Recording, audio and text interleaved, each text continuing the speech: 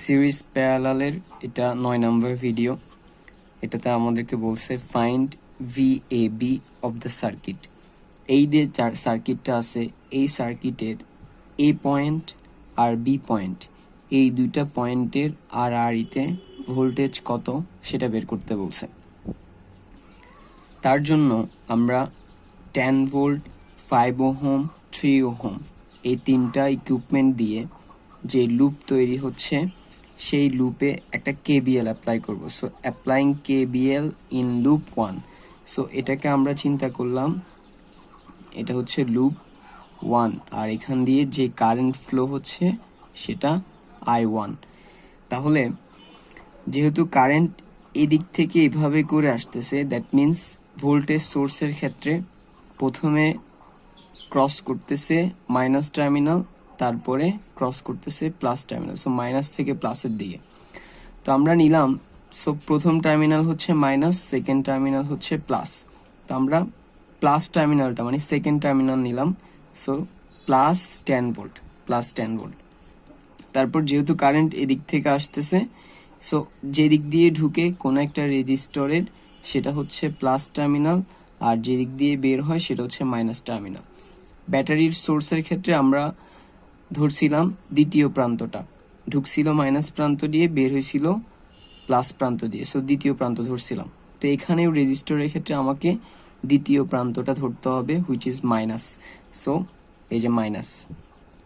এরপরে যেহেতু আমি এখানে KVL ভোল্টেজ বের করবো, সো আমরা জানি ভোল্টেজ সমান হচ্ছে কারেন্ট ইন্টু রেজিস্ট্যান্স। তো রেজিস্ট্যান্স হচ্ছে এটার 5 আর কারেন্ট হচ্ছে I1, সো 5I1। তারপরে এটার পরে কারেন্ট আসবে এভাবে করে, যেহেতু হচ্ছে এরপরে আসবে 3 ওহম। 3 ওহমে কারেন্ট ঢুকতেছে এদিক দিয়ে, বের হচ্ছে এদিক দিয়ে, সো ঢুকলে প্লাস, বের হলে মাইনাস। আর যেহেতু আমরা এর আগে দুইটাতেই সেকেন্ড টার্মিনাল ধরে আসছিলাম, তাহলে এখানেও সেকেন্ড টার্মিনাল ধরতে হবে। সো প্রথমে প্লাস দিয়ে ঢুকছে, বের হয়েছে মাইনাস দিয়ে, দ্যাট মিনস সেকেন্ড টার্মিনাল হচ্ছে মাইনাস, তাহলে আমাকে মাইনাস নিতে হবে, সো মাইনাস। আর যেহেতু আমি ভোল্টেজ বের করব, তাহলে এখানে কারেন্ট আর রেজিস্টরের যোগফল।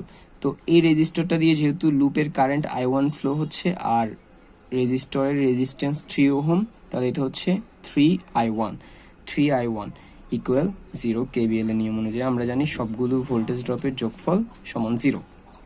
আমি যদি এই ইকুয়েশনটা সলভ করি, এখানে I1 ছাড়া অন্য আর কোনো কিছুর কমতি নেই, অন্য আর কোনো লেটার নাই, সো এটা সলভ করলে I1 বের হবে, আর I1 এর মান আসছে 1.25 অ্যাম্পিয়ার।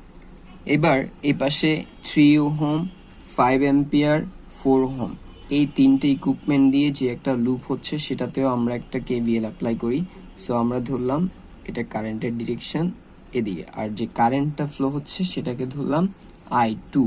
তো আমরা একটা বিষয় জানি যে কোনো একটা লুপের মধ্যে যদি কোনো কারেন্ট সোর্স থাকে, তাহলে ওই লুপের কারেন্ট যেটা, সেটাই মূলত ওই কারেন্ট সোর্সের রেটিংটা। দ্যাট মিনস এখানে যেহেতু একটা কারেন্ট সোর্স আছে 5 অ্যাম্পিয়ার, সেই 5 অ্যাম্পিয়ারটাই হবে এই লুপে যে কারেন্ট I2 সেটার মান। That means at loop 2 I2 equal 5 ampere. So loop 2 এর কারেন্টের মান বের হয়ে গেল। পরবর্তী কাজ করার জন্য আমরা এই সার্কিটটাকে একটু চেঞ্জ করে নিব। সার্কিটের এই যে সাইডটা আছে, এই সাইডটাকে আমরা একটু উল্টায় নিব, নিচের প্রান্তটাকে উপরে নিয়ে যাব আর উপরের প্রান্তটাকে নিচে নিয়ে আসবো।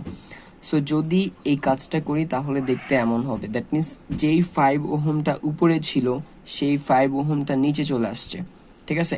আর তার পাশাপাশি এই যে এখানে 10 ভোল্ট সাপ্লাইয়ের যেই উপরেরটা প্লাস টার্মিনাল ছিল, নিচেরটা মাইনাস টার্মিনাল ছিল, আমি এই অংশটাকে উল্টাই দেওয়ার কারণে মাইনাস টার্মিনালটা উপরে চলে গেছে, প্লাস টার্মিনালটা নিচে চলে আসছে।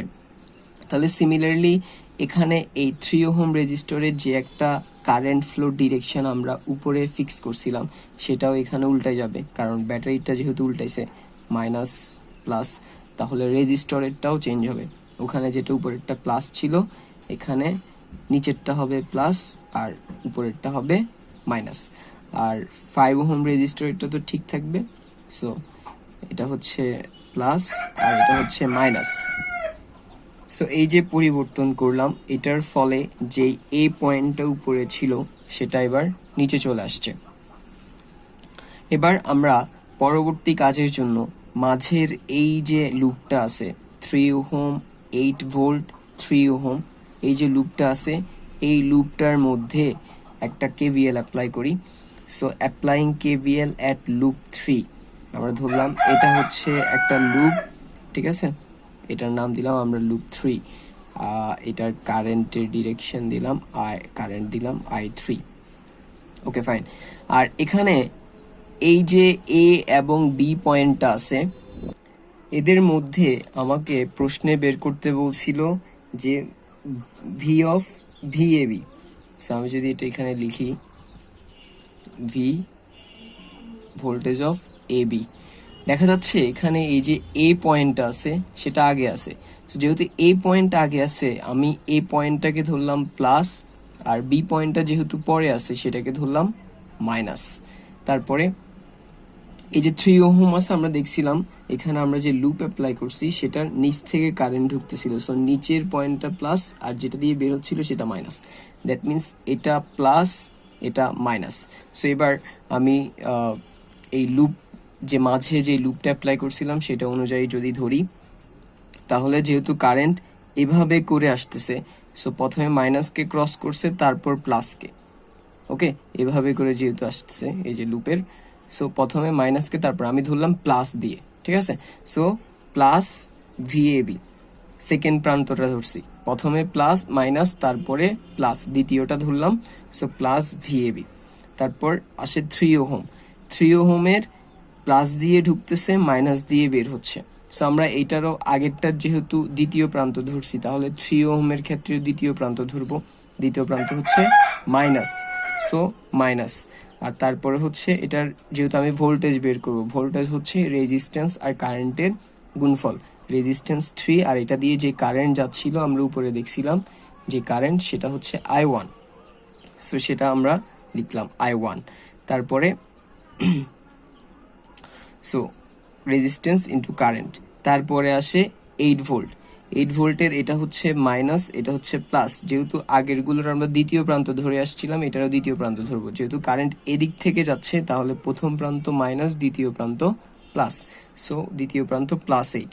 তারপরে আসে এই 3 ওহম, 3 ওহমের যেহেতু কারেন্ট এদিক থেকে আসতেছে 8 ভোল্টের দিক থেকে আসতেছে, সো প্রথমে মাইনাস প্রান্ত ক্রস করবে তারপরে প্লাস। সো যেহেতু দ্বিতীয় প্রান্ত এর আগেরগুলো ধরে আসছি, তাহলে 3 ওহমের ক্ষেত্রে আমাকে দ্বিতীয় প্রান্তটাই ধরতে হবে, সো এটা হবে প্লাস, এই যে প্লাস। তারপর যেহেতু আমি এটার ভোল্টেজ কেভিএল অ্যাপ্লাই করছি, সো আমাকে ভোল্টেজ ধরতে হবে, ভোল্টেজ হচ্ছে রেজিস্ট্যান্স আর কারেন্টের গুণফল, এটার রেজিস্ট্যান্স হচ্ছে 3, current I2, so 3 into I2 equal 0। এখানে একটা কোশ্চেন আসতেই পারে যে আমি যে মাঝের কারেন্ট I3 ধরছি সেই কারেন্টটাকে এখানে কোথাও হিসাব করে নেই কেন?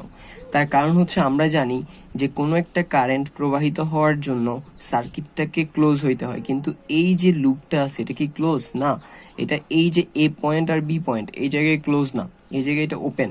সো এই জায়গায় ওপেন থাকায় এই লুপের যে কারেন্ট I3 সেটা প্রবাহিত হবে না, সো এটা হিসাবে আসবে না। যদিও আমরা এটা এমনি জাস্ট লুপের জন্য ধরছি, লুপ হিসাব করার জন্য, কিন্তু এটা হিসাবে আসবে না কারণ এখানে লুপটা ওপেন থাকায় এই কারেন্টটা প্রবাহিত হবে না, সো দ্যাটস আমরা হিসাব করি নাই।